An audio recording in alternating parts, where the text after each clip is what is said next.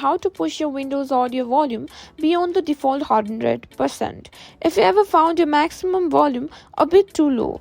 I've got some tips to help you turn it up to 11, so let's get started. First up, let's check the basic settings. Sometimes increasing the volume beyond 100% can be done using built-in Windows features. So here's how to do it. Windows has a feature that allows you to boost the volume slightly beyond 100%, but it's more of a sound enhancement than an actual increase.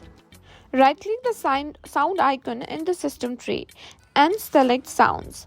In the Playback tab, select your playback device and click Properties.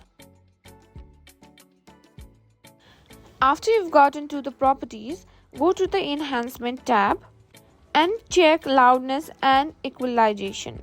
Click Apply and OK. This can boost your volume a bit. Note that this method might introduce distortion, especially at higher volume levels, so use it carefully. Method 2 is using volume mixer. You can also try adjusting the volume for specific applications separately. Click on volume mixer on the sound itself.